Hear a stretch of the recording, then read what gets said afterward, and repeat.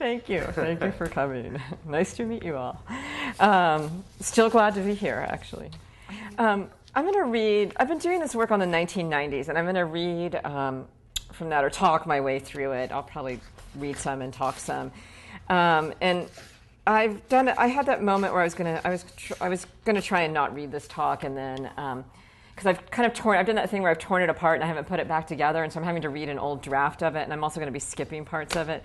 But you just have to, maybe if you end up asking questions, we can talk some about some of the obvious problems or that I now see with it, or some other things. But here, I'll probably start by reading and then go into summary mode at various moments. So, at a certain moment, a moment that extends from the late 80s to the turn of the 21st century, a moment I'm going to shorthand as the 90s, something interesting happens within literature in English. Some of the more provocative literatures in English from various literary schools and various national traditions blatantly turn away from standard English in order to say something about English, often something about its expansionist tendencies, something about what Pierre Bourdieu calls the unequal distribution of language capital. Much of this literature investigates what it means to be writing in standard English. Much, although not all of this literature claims to be anti-imperial, and almost all of it takes seriously the aesthetic possibilities of works composed of altered and disrupted Englishes. My assertions in this article are in part empirical. I argue that literature in the 90s is distinctive for the number of works that turn away from standard English by including other languages, or written mainly in pidgins or creoles that resulted from English language colonialism, or both. In this respect, the 90s is unique for how writers of disparate aesthetic, political, and philosophical concerns, writers from disparate ethnic and national backgrounds, writers with disparate relationships to imperialism and to the English language turn away from standard English. However, I'm not just talking about mere numbers. I also think that these are some of the more aesthetically interesting, and I might even say defining, works of the 90s. And I want to begin the story of the literature of the 90s by telling it in several different ways. In the Pacific, Lois Ann Yamanaka's 1993 Saturday Night at the Pahala Theater, a book that's often seen as the kind of breakout book, or the first book to receive national attention in Pidgin, but it's not, importantly, the first book in Pidgin, is written in a Pidgin that at moments mimics and mocks standard English. And there's a poem, I'm not going to, actually, one of the things I've cut is a lot of the passages, but there's a poem that has a Pidgin-speaking female teenage narrator who talks about how she exaggerates her standard English when she wants to seduce a boy. And so the poem's in Pidgin, and then she talks about how she talks to the boy, and then it goes into standard English, and then it goes back into Pidgin. And then Honani K. Trask's in 1994 is Light in a Crevice Never Seen, a book that claims to be the first book by an indigenous Hawaiian to be published in North America. And in 2002's Night is a Sharkskin Drum, writes a distinctly anti-colonial poetry in an English that mixes liberally with Hawaiian.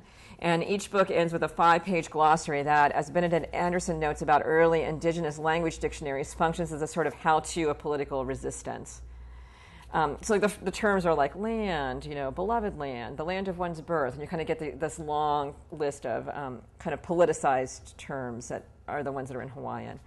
And then on the North American continent in 1991, Charles Bernstein writes a defense of poetry, a poem about the impossibility of there being nonsense that is written in a sort of error-ridden approximation of English. Also on the continent, Rosemary Waldrop and James Thomas Stevens both write lyric poems in English in the last half of the 90s that incorporate Narragansett by using Roger Williams's 1643, A Key into the Language of America, as a source. Waldrop gives her book the same title as Williams and writes of how she is a parallel to the European settler colonists of Roger Williams' time. And Tokenish Stevens, a member of the Aquasansi Mohawk Nation, puts Williams's Narragansett dictionary next to Dunn's Poetics of Conquest, refusing in this poem to make one frame, English or Narragansett, love or culture, European or indigenous American primary. What interests me most about their work is that while neither Stevens nor Waldrop is fluent in Narragansett, both include it in their work. In 1988, Norbessie Phillip, a poet who lives in Canada but who was born and grew up in Tobago, publishes the poem Universal Grammar, and she tries her tongue. Her silence softly breaks.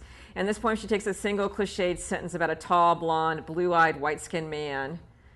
The sentence is, the tall, blonde, blue-eyed, white-skinned man is shooting, and presents it in Portuguese, Spanish, Dutch, French, German, and English, the languages of 19th century European colonialism. by grouping, it's just translated, the exact same sentence throughout that. By grouping Yamanaka, Trask, Bernstein, Waldrop, Stevens, and Phillip together, I'm attempting to demonstrate by provocative example a wide range of poetry's uses or misuses of English in the 90s. These works, like much of the most interesting literature of the last half of the 20th century, are written under the influence of or about those various remnants of imperialism that continue to define contemporary thinking, identity politics, decolonization movements, including the anti-Vietnam War movement, and the increase in mobility and immigration that accompanies globalization. This writing also addresses the very prominent debates from the 60s about what it means to write in English that happened in decolonizing nations. A lot of that happened in Africa. But most obviously and most directly, much of this work is a continuation of the concerns with heritage languages and or with recent languages such as Pidgins and Creoles that so defines and distinguishes the literatures of identity that develop out of the 70s and remain one of today's several dominant U.S. literary traditions. A lot of these literatures of identity move between English and the languages associated with the author's identity. And I always think that Gloria Anzaldúa quote that gets quoted all the time, that ethnic identity is twin-skinned to a linguistic identity, I am my language, is the sort of kind of like rallying cry of that movement. But you can find that. You can find like someone like Darrell Lum, who's a Pidgin writer, saying very similar things. And even someone like Charles Bernstein, who, the rumors that language poetry is against voice or identity, is kind of, will say also, the quote from him that I have is, as long as social relations are skewed, who speaks in poetry will never be a neutral matter. So my original assumption when I was going into this project was that there was some sort of contemporary writing that's mainly about the representation and preservation of cultural identity, in which the author writes a bi or a multilingual work in an English mixed with a language they associate with their identity for various personal and historical reasons. Or in the case of what often gets called experimental, the author tears into English language conventions and writes in an altered English. But what I have come to see is that by the end of the century, while many writers continue to bring other languages into their English, they do this less to talk about their personal identity and more to talk about English and its histories. So while many of these writers could easily be included under the category of multicultural literature, what happens in these distinctive works of the 90s is quite different than Anzaldúa's I Am My Language. While some of these 90s writers do write in their heritage languages, many pointedly do not. And while some of these writers might be fluent in the other languages they include, many are not. Instead of saying, I am my language, these writers are saying something about language itself. Often something about the ties between language and imperialism, often something that resists the possible nationalism of national language literatures. Some more examples. Myung-Mi Kim, for example, who is I think is a writer that begins publishing in the 90s and is kind of exemplary of that moment, publishes a series of works that explore the disquieting linguistic disorientation of immigration, but rather than suggest that Korean, and Kim was born in Seoul and came to the U.S. when she was 9, or English are constitutive of any sort of identity. Her work returns again and again to the unnaturalness of language or to how all languages are learned, not innate or natural. So you have all these moments like where language lessons show up, or moments where there's language quizzes in her work, or which happens over and over, like in Underflag and Dura, and again in Commons. And then Anne Tardos is another poet who begins publishing in the 90s, who, like Kim, explores the linguistic pyrotechnics induced by migrations. And I find her work, I feel like few poets have kind of been so extreme in their pursuit of linguistic multiplicity and personal migration histories as Tardos. And Uxedo from 1999 moves between Hungarian, German, French, and English, which are the languages that Tardos learned in childhood, spent with French resistance parents who were constantly moving to avoid anti-Semitism. And then the book's organized in these 2-page spreads, and on the right side are these words and these images that are of Tardos's family and friends. And on the left side is something that kind of resembles translation, but that will move through all the languages, so you'll get like a term in Hungarian and then an equal sign in German, and then you'll get an equal sign in French and in English. And so I kind of see it as the languages are mixed and joined on the right side, and then the left side kind of provides a sort of approximate translation that kind of ends up separating things back out, but then keeps joining them with equal signs. And then I'm kind of interested also in this work in how this familiar in the individual, like the family photographs, keep showing up with all these different languages so as to point to how the familiar is at every moment shaped by the violent histories of various nations. Another example, Edwin Torres, work moves between Spanish and English. And I think he could easily be seen as one more writer who uses heritage languages to say something about immigrant identity. Torres is of Puerto Rican descent. But his work is one of the more interesting examples of bilingual Spanish-English writers who question the untroubled representation of Spanish as marginal and as a crucial marker of anyone's identity in the Americas in the 90s. There's that great moment in Shock Worker where, like many Chicano writers of the 70s, he writes this manifesto that's about language and identity. It's called A New Futurist Manifestini. But I sometimes when I have given this talk in the past, I've given the handout because I'm going to say this quote and it's not going to make any sense to you, which is I, yo, neo, why. No, why, say no, you say me. I see why, no, new, yo, no, you. But it's a series of kind of homophonic puns that made between Spanish and English. And has kind of all these varying meanings. Another way to see how relentlessly literature in English turns away from English is to look at the changes in the writing of a number of writers whose careers span the 80s and 90s. And I think like Harriet Mullen is an example of that.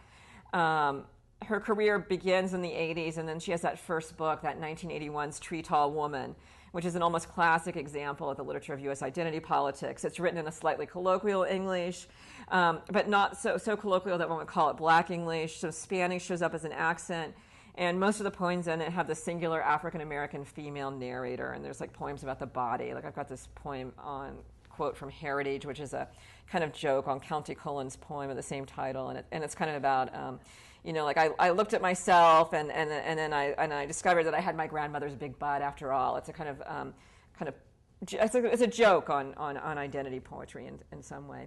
And then the singular narrator disappears more or less for good, and then 1991's Trimmings, and it's not. But I find it's 1995's Muse and Drudge that I'm the most interested in, which is one long poem written in quatrains. That celebrates again and again language as variances. So you'll have quatrains that are entirely in kind of like things like mutter, patter, simper, blubber, like words that are used to kind of demean language often, or non-standard ways of speaking. There's entire quatrains in Spanish at various moments. It isn't just Mullen's work that moves from just happening to be in English in the 80s to investigating what it means to be writing in English in the 90s. John Yow's poem, English, is about what it means to know English. It's actually a quite funny poem. Diane Clancy is another one who uses Cherokee words and from the beginning in her work, but then starts to intensify it in the 90s in things like Lone Dog's Winter Count and The Voice That Was in Travel. Juan Felipe Herrera includes Spanish and is also in his work in English from the very beginning of his publishing career, but pointedly intensifies it by publishing Thunder Weavers in 2000 in both Spanish and English. And I think someone like Kamau Brathwaite, who again starts in the 70s with writing in nation languages, intensifies his questioning of the naturalness of English because it's in the 90s that he starts to use that Sycorax video style, that kind of crazy pixelated font, and it shows up more and more, but it starts showing up in 93's Zaya Mexican Diary and then in 94's Trenchtown Rock. Even more distinctive to the 90s is a large amount of literature in English that includes the languages that are at risk or even lost because of colonialism. In addition to Waldrop, Stevens, and Glancy, I would point to Robert Sullivan, who includes Maori and Star Waka, Teresia Tiava, who includes Gilbertese and parts of Searching for Ne, Nimanoa, Alfred Artiega's Cantos, includes Spanish and Nahuatl, Guillermo Gomez Pina's Warrior for Gringo Stroika, a collection of essays and poems and performance works that includes Spanish and the occasional word or phrase in Nahuatl. In addition to Thunder Weavers, Herrera's Mayan Drifter incorporates Mayan. Francisco Alarcon's Snake Poems includes passages in Spanish from a 17th century treatise, incantations in Nahuatl. And at the same time works by several poets who write in Spanish but include other indigenous languages in their work, such as Cecilia Vicuña and Andres Ahens, who start to show up in translations in the U.S. literary scenes. Or a slightly more in-depth example, which is certain large-scale changes in the use of the Hawaiian language and Hawaiian literature are illustrative of this 90s intensification. Hawaii is a really interesting example, in part because it's so small and so complicated around language, but the literature that's in English and Hawaiian, which is different than the literature that's in Pidgin and English, those are almost two very different scenes. But the Hawaiian Renaissance starts in the 70s, or that's kind of seen as the classic, or it starts with that moment, the same moment it parallels certain identity politics movements in the 70s. And the cultivation of the Hawaiian language is a big part of it, like it's often talked about.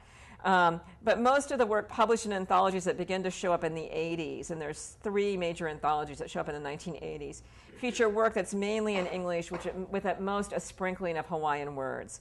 By the 90s, however, a very different picture of Hawaiian literature develops. And the native Hawaiian journal Oiwi, which starts late, starts in 99, shows you kind of how dramatic the change has been, because English-only poems are the rare exception. And there's a lot of work in that journal that's only in Hawaiian. And you can see this in things like Alani Opio's plays, Trask's 2 books of poetry. They all show up in the 90s. At the same time that Hawaiian literature turns more and more to Hawaiian languages, there's a parallel renaissance of literature in Pidgin in Hawaii. And the first book in Pidgin comes out in 1972 by this guy named Bradajo, who's a Portuguese American in Hawaii, or of Portuguese heritage would be the way to put it. And literature in Pidgin doesn't really gather much momentum until the 90s. And in many works prior to the 90s, if Pidgin shows up, it tends to be limited to accent or local color and works with a standard English omniscient voice. For instance, the first issue of Bamboo Ridge, and Bamboo Ridge is the journal that's made Pidgin literature happen, essentially. They have, there's only one work that obviously includes Pidgin, and it's a short story with a Pidgin voice embedded with a standard English omniscient narrator. And then 1978's Talk Story, which is this big conference that also produced an anthology. It has the same things. This is often mentioned as the beginnings of the Pidgin literary renaissance. And that most of the Pidgin in this anthology, and there's not a whole lot of it, is also embedded in a standard English frame. And so the characters will speak Pidgin in the quote marks, but the narrator always writes in English. But in the 90s, Bamboo Ridge publishes a number of works in which Pidgin is a compositional language for entire poems and stories, sometimes even entire books, such as Eric Chalk's Last Days Here, Lum's Pass On, No Pass Back, Yamanaka's Saturday Night at the Apollo Theater, Lee Tonouchi's The Word. And a quick look through back issues of the journal Bamboo Ridge shows more and more work in Pidgin, and some in Hawaiian, although less so, and that's an incredibly complicated and somewhat nasty, aggressive, there's a lot of fighting around it, less so, in the 90s. While Lum's earlier quoted statement implies that Pidgin is used mainly as a symbol of local identity, and this is certainly true of much of his work, there are in the 90s a number of works that are about Pidgin's complicated history. And the DOE of Hawaii has at various times tried to either set up the school system, so they set up Pidgin schools and standard English schools, or discussed even really recently even banning Pidgin in the classroom, like that. Even in 1999 they were still having this debate about whether you should be allowed to discuss Pidgin, and it, almost anyone that's grown up in Hawaii, like when you talk to someone, like any of the students that I would work with, they would always talk about, often have these stories about being beaten for speaking Pidgin in the classroom, or being sent out of the classroom, or being sent home. And Lee Tonouchi's Pidgin Juarez into Word has a periodic response to some of these debates. And the story has this mechanical being, which is named Big Ben after Governor Ben Cayetano, who was the governor in 99 when this DOE thing about trying to ban Pidgin was happening again, who manages to ban Pidgin, and then there's a Pidgin guerrilla with his army of rebels, and there's a kind of fight in there. It's a very funny story. He's almost a stand-up comedian. And he writes the narrative frame in this thing called Odo orthography, which is a phonemic transcription system for Pidgin that's developed by linguists in the 70s. But it's incredibly hard to read for those who easily read literary or Bamboo Ridge Pidgin, and it's this kind of fight about who's going to own the spelling of Pidgin that was happening at the time. And then when the character speaks, when the Pidgin gorilla speaks, he speaks in the literary Bamboo Ridge Pidgin. Many would, despite the shared island geography, question grouping together writers such as Yamanaka, who writes mainly in Pidgin about immigrant histories, with a writer such as Trask, who mixes her English with Hawaiian in the name of cultural indigenous activism. Many would question grouping together Pacific writers Trask and Yamanaka, and Atlantic island writers Brathwaite and Phillip. Many more would question grouping together Pacific and Atlantic island writers and continental avant-garde writers like Tardos and Bernstein. So a confession. In this article, I want to poke at the truism that contemporary literature is not one thing, but is many segregated things. Bernstein, for instance, who names his book pointedly Apoetics in the plural, puts this truism this way: the state of American poetry can be characterized by the sharp ideological disagreements that lacerate our communal field of action. From the 1960s, when Robert Lowell uses the term cooked and the raw, to the contemporary moment when Ron Silliman uses the terms post-avant and school of quietude, this truism defines the various institutions within which contemporary writing circulates, from reading series to anthologies to journals. Further contributing to the idea that there are many literatures that do not talk to each other is how literature is taught in the academy. While early literatures tend to be sorted by century and nation, contemporary literatures, especially in the U.S., are often sorted by ethnicity and race. Contemporary literature is also often categorized by schools, such as the New York School, language writing, Hawaiian Renaissance, Black arts, groupings that often retrospectively ascribe shared aesthetic and literary sensibilities to communities of writers who share ethnic, racial, economic, and or geographic identities. The classic contemporary example here might be language writing, a group that makes more social sense and less formal sense as it groups together the lyricism of Ray Armentrout with the phrasal, syntactical disjunctions of Bruce Andrews, with the autobiographical sentences of Ron Silliman. Further, despite an increasing awareness of the importance of globalization to literary study, there have been few scholarly studies that question this balkanized vision of contemporary literatures. This article, thus, is a thought experiment in formal commonalities rather than diversities. Still, I want to acknowledge that the idea that there are literatures, not one literature, importantly exposes as a sleight of hand the claims of neutrality made by standard English verse traditions. I clearly do not want to totally dismiss the idea that there are poetries, not a poetry. All the writers I mentioned in this article do write very differently and have differing goals. Many of them don't ever talk to each other through choice or accident or geography. And a more nuanced study should delve deeper into the possible different intents of works that include languages of empire and works that include at-risk or marginal language. But the division that defines this work of the 90s is not one between post-avant and school of quietude. The majority of the writers that I mentioned in this article do not fit into either of these categories. Instead, I want to suggest a different division, one between writing that turns from standard English and writing that upholds standard English. And this is something that I think can only be seen if one questions the divisions between the raw and the cooked, between the post-avant and the school of quietude as in any way defining. And then I'm skipping a section where I kind of talk about I kind of argue that this thought experiment is a 90s thought. It's one that's been shaped by a 90s brain. And then from kind of talking about things like Butler and Glissant and also the WTO protests, and then moving on to kind of the 90s is that moment where there's all that kind of public debate about whether English should be the official language of the U.S. And I kind of do this whole listing of like how that peaks throughout the 90s. And it starts out at the beginning of like in late 1980s. I think like 2 states have some sort of law, and then by the end of the 1990s, it's 26 states have some sort of official English legislation, and kind of argue that these works are in dialogue like with that in some way. That this question of whether to use other languages in your work is a really loaded one at the time, which is why so many writers are turning to it. And then this is the last section. The literature in English that turns away from standard English in the 90s is not merely a literary style or trend. It is also a moment when literature reflects and comments on a very intense public debate about language that was also a discussion about globalization, indigenous and immigrant rights, a debate that changed not only literature in English, but also governing bodies and public school systems. This alone means that merely to include another language in one's work, any other language, is a pointed statement for these writers of the 90s, although the sort of pointing that it does, of course, varies from writer to writer. At the same time, to refuse to include another language, or to suggest that writing doesn't use another language, but the language we're already using, as Ted Kooser and Steve Fox do in Writing Brave and Free, a wonderfully patriotic title, is an equally pointed statement. On the most basic level, these works point out something mimetic, that we walk down shared polylingual streets. And yet this in itself is not distinctive, because there are many examples of literatures. Avant-garde modernism is an obvious example here that represent polylingual streets. Beyond the polylingual streets, this 90s moment when writers from various current and former empires and various current and former colonies all write against standard English, the very language that for most of them is their language of composition, is unusual and uncommon.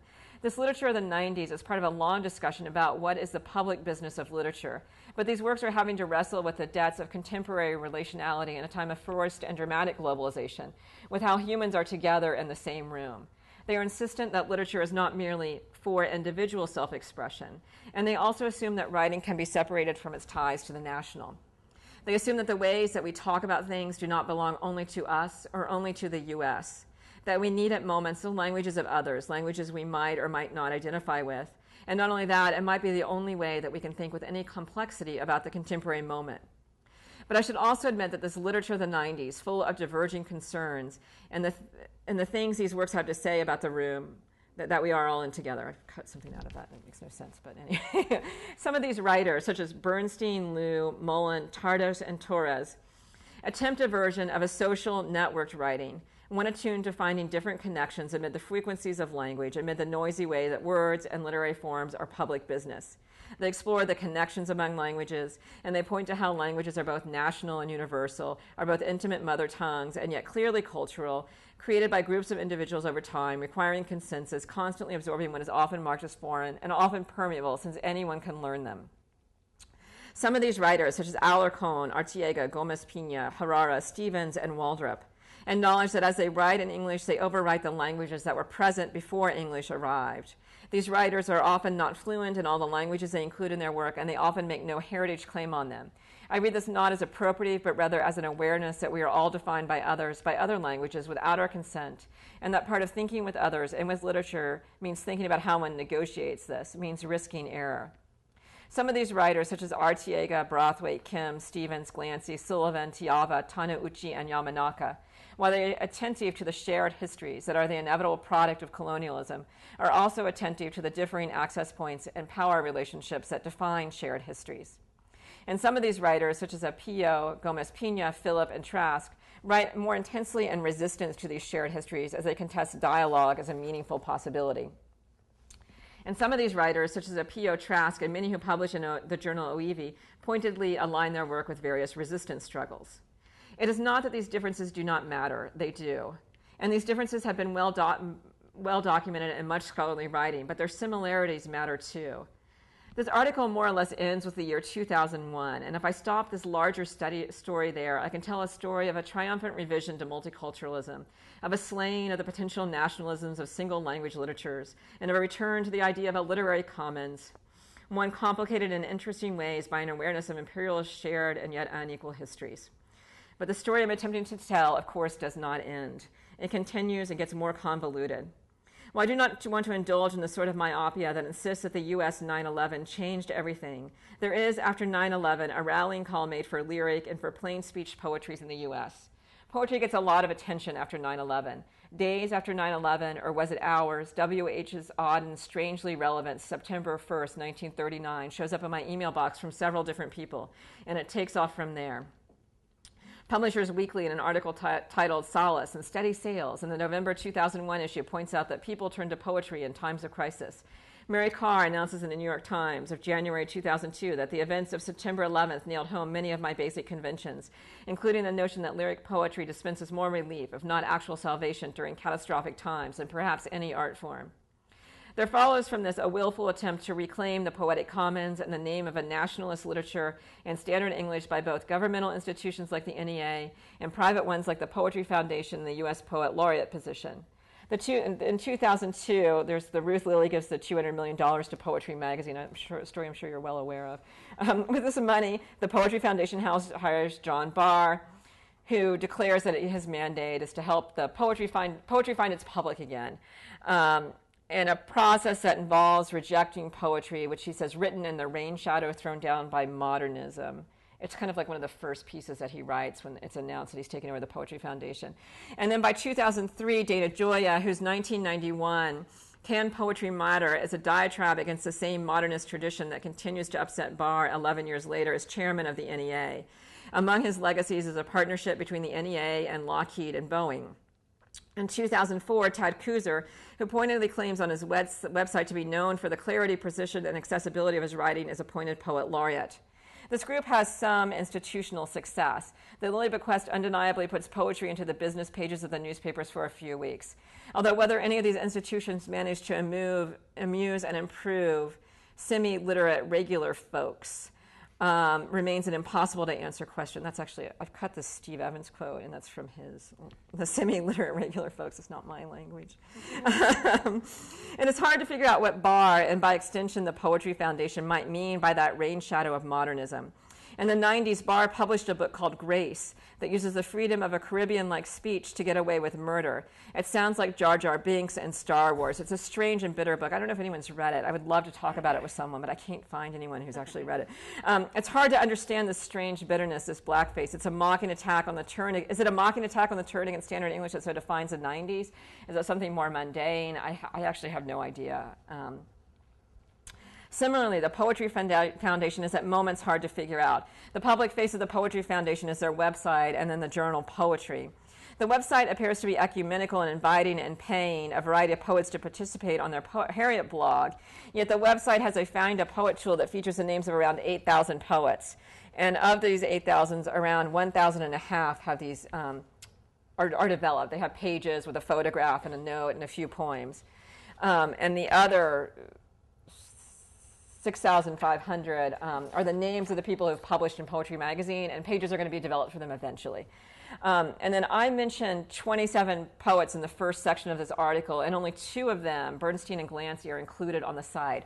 And I'm just kind of amazed by like how intensely the Poetry Foundation has kind of managed to kind of not include that literature. No one owns literature. This fight over the public commons of literature continues in provocative and interesting ways with the appropriation-heavy post-9/11 literatures that call themselves things like flarf and conceptual writing. These literatures that think about what it means to have the words of others in one's mouth, even as they go about this differently than those literatures of the 90s, as they literally include the languages of others, less so the language of others, less so the language is of others. Those associated with flarf in particular have asked what it means to have to take into one's mouth the brazen, sometimes racist, sexist, classist words of others that are the stuff of the semi-public domain of the internet. What interests me is how both the works of the 90s and the appropriation-heavy literatures of the turn of the 21st century insist that the words of others are in our mouths all the time. That much of the work that comes out of these appropriation-heavy literatures is so prickly, so weirdly nasty, is perhaps more a sign of how the stakes of this literary public commons change after the U.S. 9/11. So I want to end with another confession. While I have been writing about the writing of others, I have been all along trying to figure something out about myself, about my own writing. The impulse behind this article perhaps has been self-involved. I have been trying to figure out why, despite their often oppositional political differences, I feel I cannot make any sense of contemporary writing without considering the more experimental and the more anti-colonial as part of the same tradition. I have been so under the influence of all this writing that divisions that seem clear to some make no sense to me. This, thus, is an attempt to justify my idiosyncratic map of contemporary literature. At the same time, I am attempting to understand my own writing. There also used to be this line in graduate school where it was like, all literary criticism is autobiography, which I actually think is, I was so sick of it, people saying that in graduate school. I actually think there's something true about it. In the 90s, I wrote a book called Fuck You, Aloha, I Love You. In this book, I pointedly included both Pidgin and Hawaiian words. As I speak neither language, I went out of my way to do this. I looked up words I did not know in the dictionary. I had many conversations with people who knew those 2 languages in a way that I do not. I would not have written that book before the 90s, and I would not write that book now. Perhaps this article has been an attempt to figure out what presumption allowed me to feel as if I could or should write that book, and also to figure out why that book now makes me nervous, and what is the story behind that nervousness. I am not sure I yet have the answer, but I do feel like I need to keep what I learned from these works of the 90s, that the languages and words of others come with recognitions and obligations and debts and are always unavoidably in our mouths, and not forget it in the turn of the century. I am, in other words, after writing this, now more suspicious of my nervousness, less willing to excuse it.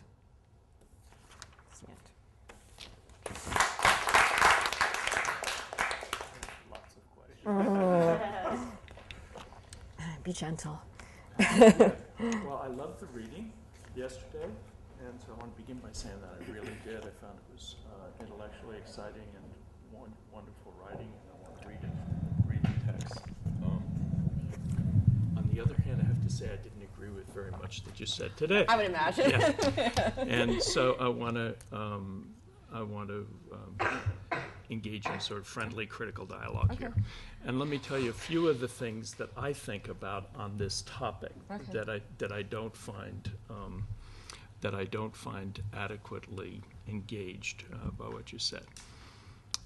Just one, and this is probably particular, and I don't want it to seem mean, but you began by saying you thought this was not that you weren't interested just in numbers, but that you actually thought that this poetry was aesthetically something aesthetically, and I can't just it's a matter of critical practice. When you say something like that, you owe me as your reader an account of what the aesthetic is and what the evidence is, and there's no evidence presented, and there's no definition of aesthetic criterion, and just coming at it from I care about matters of evaluation a lot, and it's interesting that you list 27 poets, and they are almost all remote from the general discussion of poetry and ideas at the level of national discourse. They feel marginal, like they feel like the minor poets. Is that what you're saying? I don't know them. They're strangers to me, most of them. Okay, but I think that that's not an accident that they're strangers here. I think it's very much related to the topic. And here's the thing: is that at times I thought I thought, and I still think that the sort of motivating force is a kind of anti-imperialism. That is to say, the impulse behind the essay seems to me ideological. And that's fine.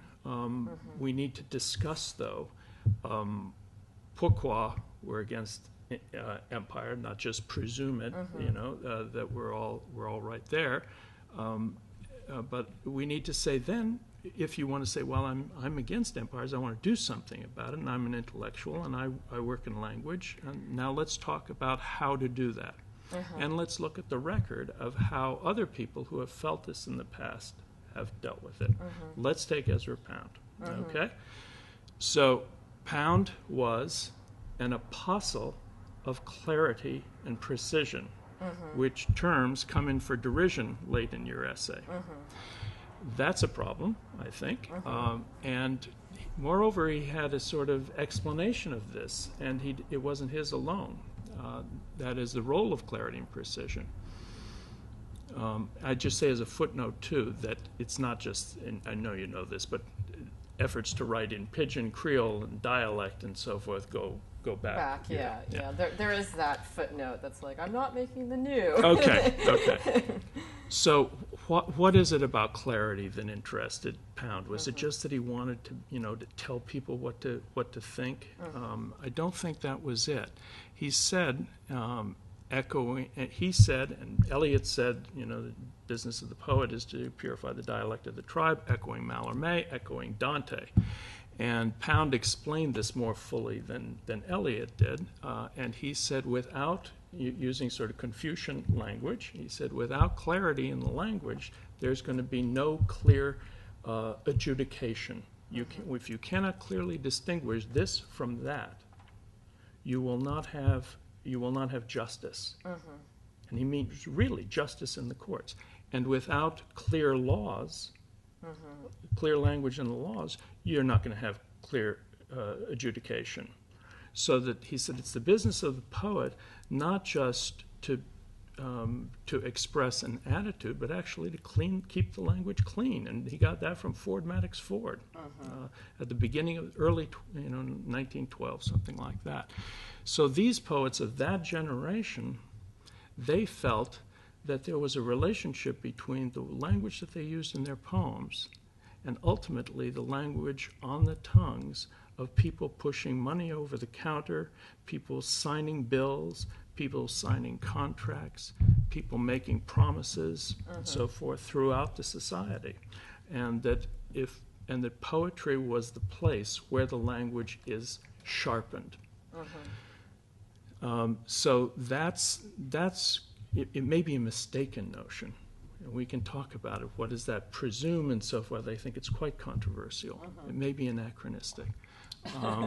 But in any case, it's an account and of the relationship between poetry, language, and social practice. Then I wanted to point out to you that, again, I know you know all this, 90s was also a period when English was spoken by more people in the world than ever before. Yeah.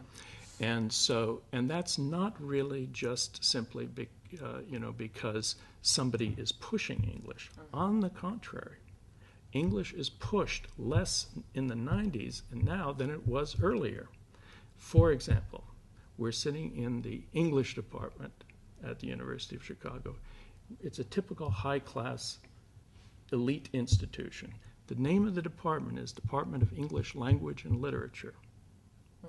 Do you know how many positions are devoted to English language out of the 35 people on the faculty? Like none, you know? And when I came here 35 years ago, there were 3 or 4. The history of the language was taught by somebody who was a scholar of that, history of dialects and so forth. That was a study, is my point. Intellectuals in the institutions really saw the study of the English language and the study of the American language. That was a topic. Think of Williams and so forth. It was a real topic of concern to intellectuals. It's not anymore. It's specialized. It's in linguistics departments, moved out of literature departments. There is no prestige to be had in the discipline of English studies from studying the English language. That is an amazing thing to think about. Yeah, that course has disappeared too. I've been actually watching that course. That was in when I went to school, there was always the history of the English language course, which is it's gone. It's gone. It's gone. So that the institutional heft, it's not pushing language uniformity. Doesn't need to. Everybody all over the world is trying to make do in English. It's a technology industry, and it's various forms of economic globalization. Yeah, it is. It's reality. I mean, those are real things, and so when you speak about pointed statements being made by the inclusion of dialect, pidgin, and so forth, that's exactly what I think is not being done. That is to say, if you want to make a pointed statement, you have to put some point on things. You have to give 2 or 3. You have to give an account of the relationship between this idiom and the tidal wave of English. I wouldn't say standard English because it's not so standard, but the tidal wave of English language usage, which is not just U.S. English. And there are various versions of English, and that people who study it, linguists who study it, are getting away from the notion of speaking about an English language. Well, I think that's plenty to, yeah. So in other words, it seems a little sentimental to me, actually. It seems this sentimental literary practice to say, well, I don't really know Narragansett, but gosh, I feel bad about what's happened to this poor little language, and I may have it wrong. Well, if you have it wrong, you ought to read Ezra Pound, because he says there's a price to be had for having it wrong. There's a price to be had for a lack of clarity, and if you don't have the language, if you don't have control of the language, according to the modernist generation, you ought to stay out of the business, okay? Until you get control of something, then come out, and that's the way of engaging with language. Sorry to me. About your question, yeah. Bob. And the lineage of purifying the language of the tribe, moving from Eliot to Mallarmé to Dante, made me think about how, in some ways, Dante himself is doing kind of what some of these writers are doing, that Juliana is talking about, in making poetry not in the official language. There was none. Except Latin. Yes, yes, yes, okay. yeah. And so making a claim for a kind of like Tuscan dialect in particular as being the language that he's going to, do this kind of massive systematic project. And so is he doing something that's just different in degree than what, say, Gomez Pena or some of the writers who Juliana was talking about are doing, or is he doing something different in kind completely? Okay, so as I understand it, what he's doing is trying to write the greatest poem that man has ever known, Right. people have ever known, in a language that was non-standard. And he succeeded, and the Tuscan dialect became the dominant dialect of Italian. And in order to do that, he had to be able to write in the vernacular about a wide range of intellectual and non-intellectual topics, and to make sharp distinctions and to make them compelling. The mere inclusion of Tuscan was not a pointed statement. It wasn't a pointed statement until it had the point of discriminating one sort of political, economic, social practice from another, and naming names and describing punishment to misuse and so forth. That's a pointed statement.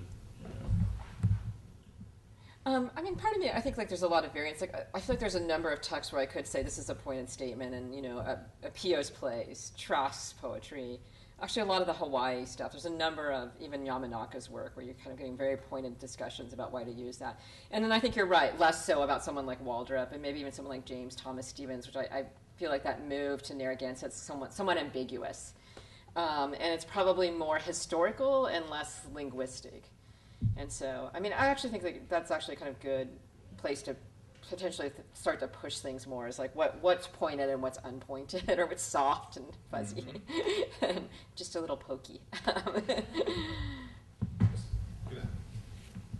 have a question about whether you say more about whether there's value to this work that's not symbolic, that is not a symbol of resistance, and whether you mean by pointed meaning explicitly making an argument about that resistance, or having some other, I think it's symptomatic of the fact that you didn't quote a lot in this paper, and whether there's dialogue going on within certain kinds of pidgin. Like here's a question about, there's no dialogue going on between a lot of the people you're talking about in this paper, but whether there's dialogue going on at all between dialect literatures or non-standard English literatures that undermines the symbolic value of resistance that they may have. Like, Does that make sense? No, not totally. Do people read them for a value other than I want to be anti-imperial? Oh yeah, they read it. Yeah. But and how? And whether are these influencing other? Because it's one way, it's an extremely naive question, but it's also an interesting question because you didn't talk about their use in that way. They're almost exclusively valuable in the paper for the symbolic value of resistance that they communicate.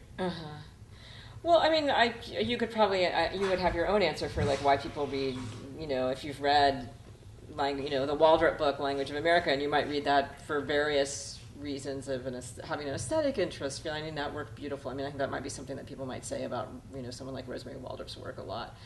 But I think Yamanaka, again, it's a really interesting example because you wouldn't actually, that work is not anti-imperial, in any way. In fact, one of the debates around the bamboo, one of the critiques, the constant critiques about the Bamboo Ridge scene is that it's not anti-imperial, that it's actually post-colonial, and that it's very complicit with, U.S. governmental standards and blah, blah, blah. That's a constant kind of standing up and screaming about things that happens in Hawaii. And, I would think that people would say, they would read the Yamanaka for everything from, it represents I was a teenager and it represents my experience, and I'm finally seeing, that kind of, it's a mimetic relationship that they might have. But, I think that you would immediately, and as a literary critic, you would immediately be what's the skill in that induces that mimetic relationship in it? But, and then in her work, it would be something like how she uses narrative and how she uses the turn at a certain moment in these various poems. And because the poems are little kind of dramatic monologues, finally. But Juliana, you announced that you were going to cut from the top what was in the paper, the readings that you conduct in the paper, as a written version. Juliana. Juliana. Hello, Patrick. You announced that you were cutting that. What kind of work were you doing in those readings that you had cut? More extended readings, and so a lot of reading. Like I'm in the middle of doing a kind of long reading on these moments in Young Mi Kim's work where these two languages are kind of going back and forth and mis-talking to each other. I'm interested in those moments. There's a number of those in Opio's plays, and then I also have more extended kind of like close readings of those Waldrop and Stevens poems, which I actually am finding like are annoying me in the project. To be honest with you, and like I can't quite figure out what to do with them. I'm just ignorant about a lot of this work. I don't know what it's like, and I'm just wondering what Bernstein's pigeon work is like, and how it's different than, say, John Barr's pigeon poetry. Well, I mean, they seem so opposite in their politics, and yet right. I mean, that Bernstein poem, and it's almost I'm interested. The moment again that's not developed in this talk is I'm interested. I mean, the complaint about language poetry has always been like it's the English, and it's a reassertion of an English-only poetry in some sense, despite its constant critiquiness. And I mean, like you hear like Dennis Tedlock, for instance, saying that over and over. That like what happens when language poetry comes on the scene is that like a whole kind of an interest in translation falls away, and that poem is one where it's written in a kind of, he claims that he just typed it out and it's got he's left all the errors, and it's written in this kind of like, which I think he's being naive or, I don't know what's that word, he's pretending. Performative. He's performing. And so it's a kind of poem about nonsense, so it's not really, it would be an idiolect, not really a dialect or a pidgin. Or something like what's weird about that John Barr work, which I do not understand and I could not begin to understand, is it seems to be written in something that is like a Hollywood version of how you might imagine a Rasta talking. And I don't know quite what's going on there. I should probably try. I wonder if I like emailed him if he would talk about that book. I have no idea. I'm just thinking I'm going to give it a try. I know. I'm going to give it a try. Really?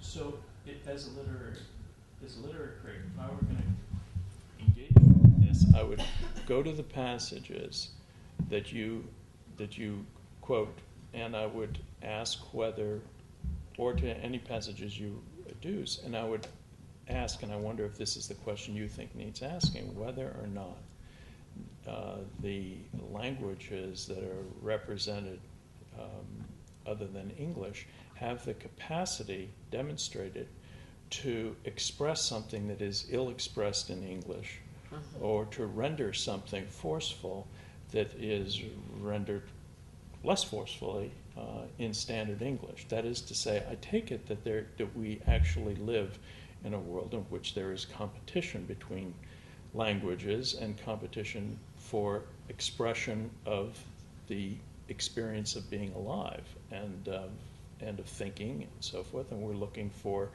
getting ahead with these instruments. And is that the sort of, would that count as gold for you if you could demonstrate that, or is that not the issue for you? I think if I could, I think it'd be really great. I think that there probably would be moments where it's true. Like there's some very pointed moments in those Opio plays where he turns to, like, their plays are called Kamau, the trilogy of plays, and he uses this word Kamau, which is one of those hard to translate words that has a special meaning in Hawaiian of like kind of like carrying on or carrying the tradition or handing over. And I mean, there would be moments where you could do those readings, but I often think that a lot of times they're almost like they're not working that way. And that kind of interests me, and that it is, I think, like a not, that's kind of, this reading that you have a pound, that, you're kind of saying, like, it's like there's a rigor and you got to learn it and something. There's a way in which that's actually not happening in a lot of these works. And I mean, I would even say that in something like Young Mi Kim's work. Like, I think I don't think she speaks Korean all that well. She moved here when she was 9. And so I don't think she's like finding a Poundian, like there's a special term in Korean that has a meaning that you couldn't get otherwise. I actually think it's almost like a like a nervous tick's the wrong word and a flourish is the wrong word, but it's something like a gesture or a trope or something. Joshua was speaking about symbol, is that it a symbolizes symbol. resistance or something. Yeah, and maybe resistance and maybe not. I mean, this chapter, this anti-imperialist thing, this chapter is part of a larger project of like, what do we do with like what kind of role, how does that colonialism in literature show up? Kind of, it's kind of like in poetry in some way. So there is this kind of anti-imperial assumption that's undeveloped in here. But I mean, I also don't think it's necessarily, it's something smaller even than that, kind of. But I'm still interested in it. I don't know the history of Irish is something that came up. The history of writing in Irish and how everyone that writes in Irish also speaks English, but they choose to write in Irish. And there's always a tension when one does that between there's always going to be symbolic value of resistance in everything you say because you're not writing in English. But yet there's a really rich tradition of very traditional literature in Irish and Ireland. And I don't know the history. I think maybe the 90s was the time, or the 80s, when there was a total resurgence in it's the studying same of Irish thing. there. I was just in Dublin for a bit, and like all the readings that were going on when I was there were in Irish. And whether that's an interesting place to think about this too. Yeah, there's a lot. I mean, there's a lot of stuff I kind of don't go into. Which I mean, that also happens around Scots literature. Around the same time, there's a lot of people that start putting Scots words, and then it kind of intensifies in the 90s, and comes out of that McDermott. There's always like these earlier precedents that I feel like it keep intensifying in some way. But yeah, I mean, I think that's the kind of the similar moment. I mean, I'm also kind of, there's a part of me that's interested in how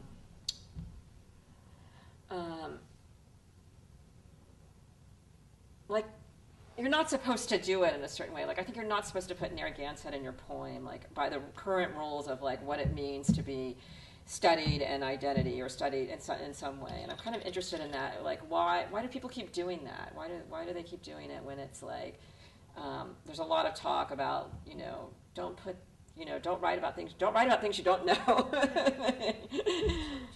can I ask you about that?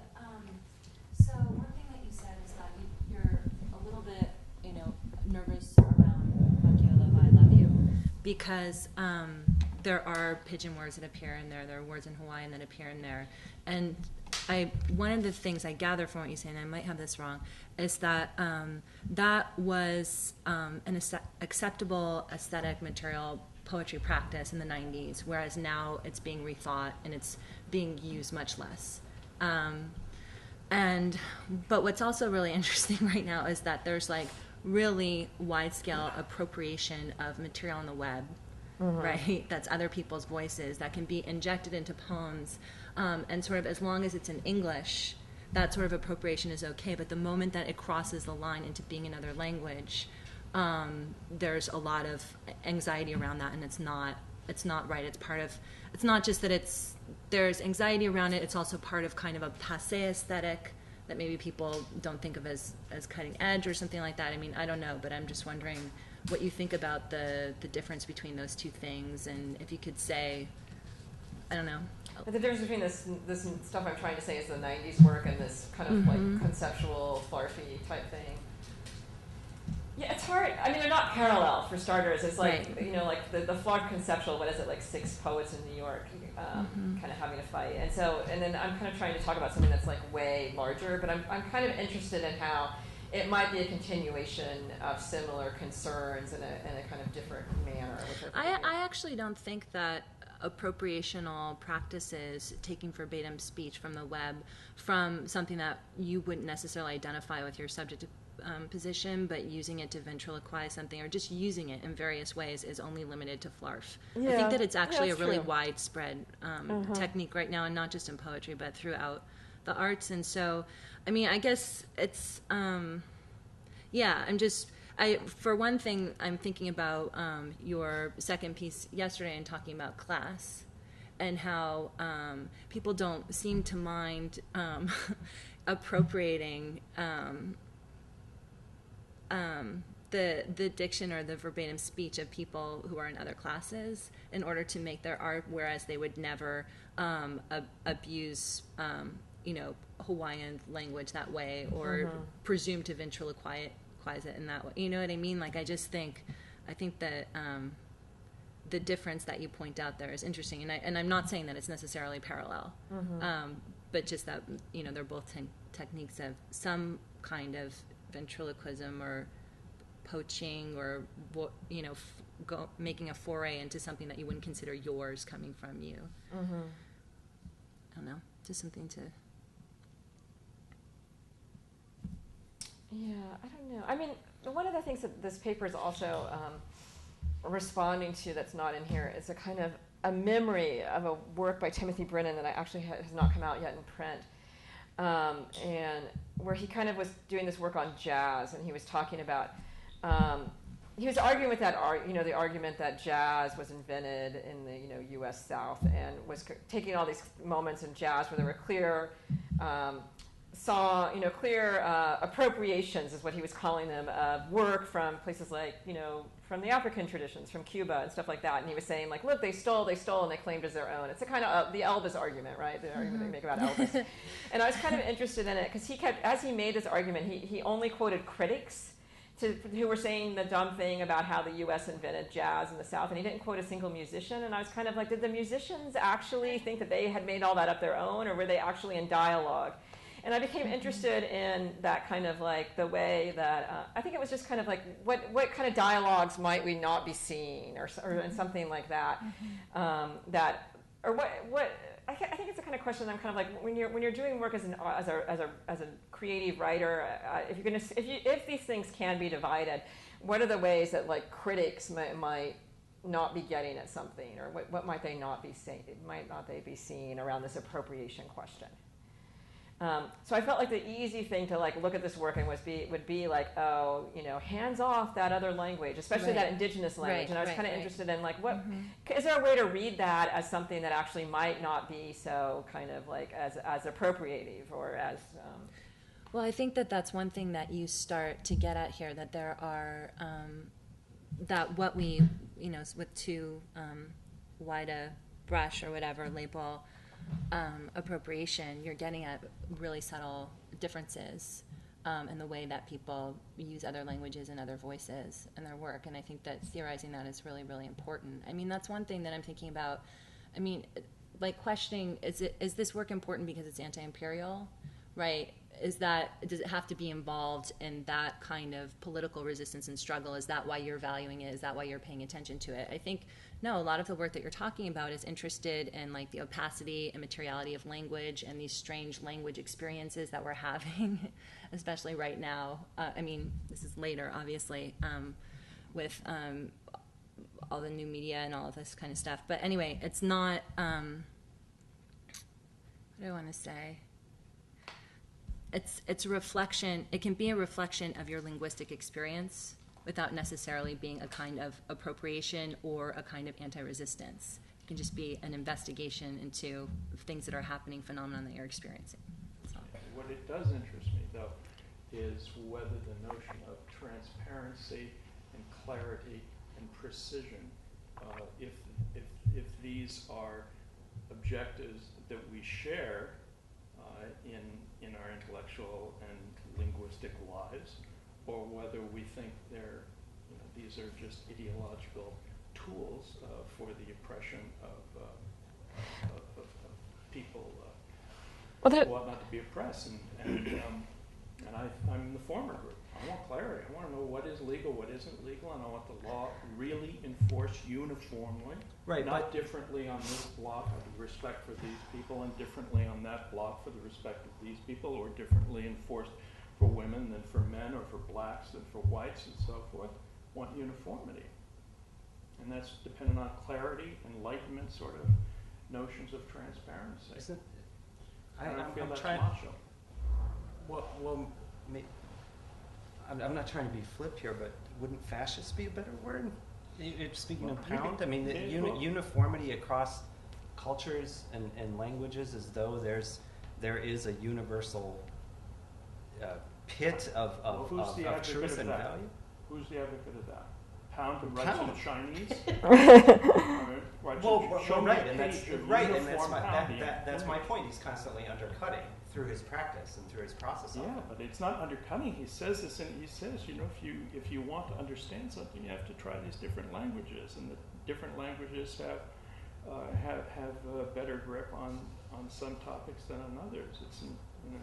But he does believe in uniform exercise of state authority within borders and so forth. It doesn't mean that he thinks that all people are the same, all languages are the same. So. I don't really want to get into Pound and all that, really. But I am interested in the kind of critique of clarity within within our class, the class of intellectuals. That interests me. But even the class of intellectuals is not a uniform class. Then why do we talk the same? Why do we talk the same? Yeah, why do we talk the same?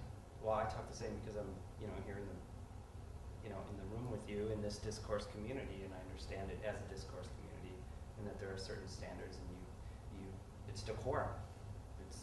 It must have a benefit, or else we wouldn't be doing it. I think our language use in this room is very particular. Juliana's language in last night, not the same language as she's using here, but related, and the language of her paper is close to the language we're using at the table. And I know from experience there are places we can go within a half a mile from here and hear an entirely different English. We've chosen to have a uniform language, even despite our differences and so forth. And language writers are right there. The language that Charles Bernstein writes in, that Ron Silliman writes in prose, is the same language I write in. Well, but we haven't chosen. It's been chosen for us. No, it's not. I'm Sure. free to. No, it's not. Sure. I'm free. I learned this language, and I chose to speak this language. And when I'm tired of speaking this language, there's the door. I can leave. That's the point. There's the door. You can leave. Mm-hmm. Right. Well, we're talking about a post-colonial moment. The door is not there, and you can't leave. For whom? For certain subjects. Well, I have an example. I don't try to speak for people, other people. I just speak for myself. I worked hard to get control of this language. I wasn't born with it, and there are parts of my life that are outside of it. And what I find actually is what we really ought to be talking about is more diversity within this idiom. We're the enforcers of uniformity. If ever you want to see enforcers of uniformity, look at American academic English. I mean, it's pretty narrow.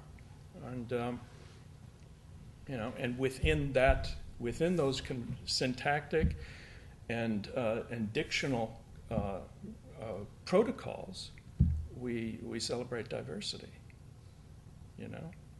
And collect checks for writing in this language, and even if you don't collect a check for it, people still choose to write in that. That's only the beginning of the problem. Yeah. Well, it just feels like that's only the beginning of the kind of problems that, you could say that the same thing, there's a huge study of resistance, but actually very little resistance to any of the conventions within the academy, or any very locating of that within sort of resistance movements, or, it just feels like we go on and on with that. But you had an example. Well, this is maybe more interesting, but I just wanted to add to Judith's 2 points.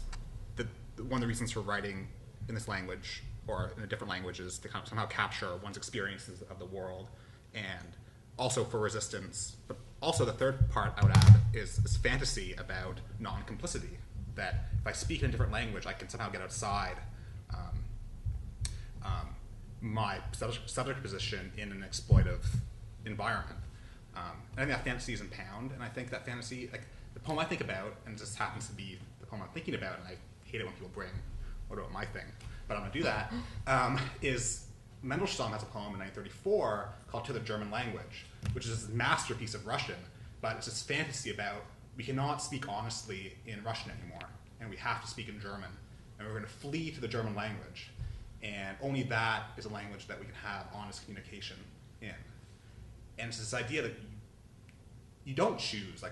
Mendelssohn can't write that poem in German, and he probably would if he could, but he feels like Russian is 100% corrupted because of the legislative use of that language in the Soviet Union. So that maybe is an example. But Paul Celan does write that poem in German, right? Yeah, that's my next question. I don't know that. I was going to ask whether he translates that poem. I think that would, does he translate that poem? No. I mean, he writes his poems in German, right? Which is right. And the Mendelssohn thing's interesting. It's 1934, so it's like right at the end of the Weimar, and like it's what a fantasy you have going to speak in German. It's much worse off for a Jew in Russia in German than it would be in Russia. But I had a question whether Celan actually translates that particular Mendelssohn poem, because he translates a huge number of Mendelssohn poems, but that could be an example. I guess, my first question is, what's the fantasy, which I actually think is an interesting, which immediately is, and my second question was, is the complicity also a fantasy?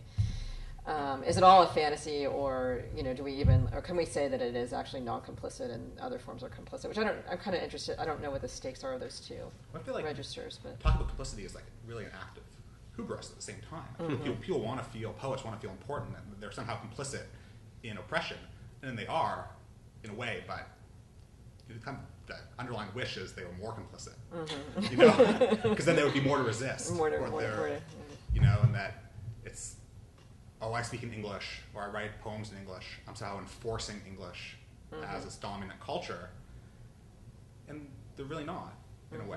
Like the economy is enforcing English as a dominant culture. And I don't know what the relationship is between, those. Like the thing I was going to say earlier about why Poetry Magazine hasn't listed these poets on their website, partly is to do with the fact that they're not interested in that political argument. And that you have to appeal on different terms if one wants to. It's not a question. Like they're not interested in symbolic or resistance poems. They want a different kind of poem. But they don't like that poem. They don't even like the pigeon poem that's not resistant. Okay. Either. They don't like. They like work in standard English. Although John Barr writes. The Barr writes it. Yeah. Yeah. I don't know whether Barr. That's not on there. I don't know what that means. It's the Barr cipher. I was thinking about your point towards the end that there are many literatures that don't talk to each other, and we had kind of some moments even of that, thinking about clarity or whatnot. Is that for you, both personally and or as a critic, like part of the goal of this kind of dialogue, to think about imagine those kinds of conversations? Is there a goal to even having those kinds of conversations, like at this point in time, now that we're past the 90s and past the quote-unquote 9/11 moment? I'm trying to even imagine what some of these conversations could or would be like. Yeah. I don't know. That just, I wouldn't have it. I wouldn't be able to answer that. I feel like, I think to actually answer that question, you'd have to feel like you were a part of it, in which you would be like, I'm a pigeon writer, and I'm going to go talk to the writers, from Jamaica, and for reasons of alliance, and I wouldn't begin to know how to do that or suggest it. We did have this moment in Chain where we were trying to do this issue on dialogues, and we got some NEA money, so we were paying people to do dialogues that wouldn't normally talk. That might be the answer, is that Chain was this constant failure of this. And a lot of them fell through, but we did get Alani Opio to talk to Bruce Andrews, but it's a very weird and kind of stilted conversation. And, I'm not sure that, Bruce has always complained that Alani never bothered to read his work and didn't know what was up. And there isn't really any sense that Alani actually did any thinking about what was happening in Bruce's work finally. So, it might take a sort of a gun to people's heads to actually, at various moments. So I wouldn't. Even that kind of curatorial or editorial experiment, what was the hope when you and Jenna were setting up that kind of conversation? I think it was that, let's have a bigger conversation. Wouldn't that be great? That'd be interesting. Literature would be more better. And why? So, to push it, why would literature be more better then? Because conversation's good. It's just like a kind of let's all talk. That would be excellent. It would be a good party, kind of. It wasn't really much beyond that. I understand. But, or maybe the other way to, the less flip way would be these are literatures that we're committed to personally that are interesting and beautiful and moving, and, they should be, maybe we can make them more interesting and more beautiful and more moving. And, I don't know, that almost feels outside the scope of this project, which might be, again, like that question of like, what sorts of policing do we put on various projects? That might be an interesting thing to think about, like what sort of policing ends up on, you know, the writing where we say like, the scholarship only does this, the scholarship reports, and then it doesn't actually manipulate. Mm.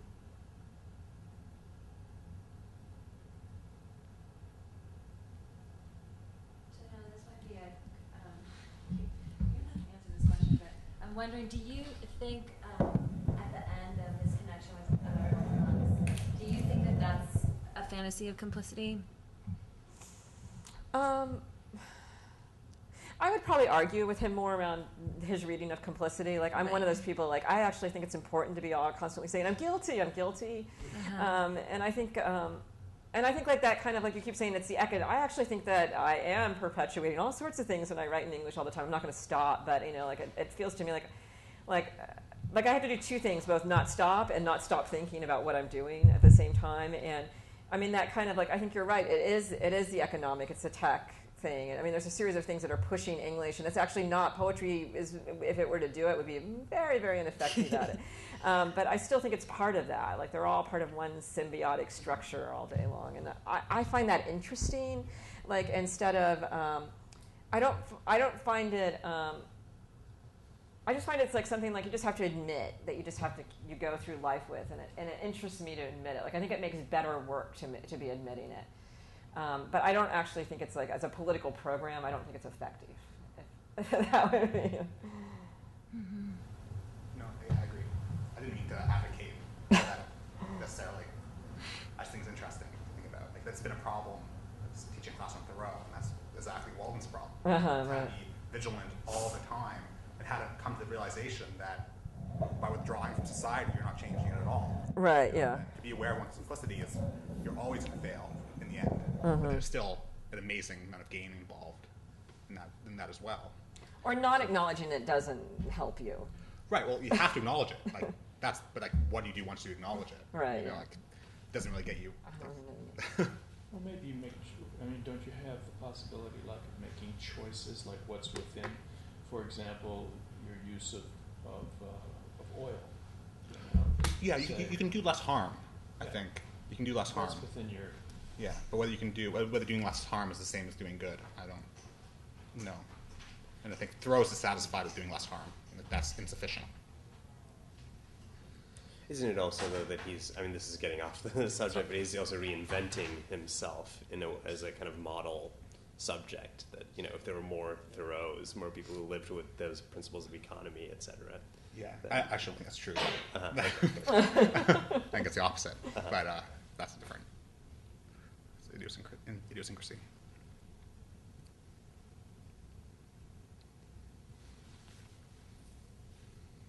Well, shall we call it a wrap? Thank you. Juliana. Very helpful. Thank you very much. Thank you.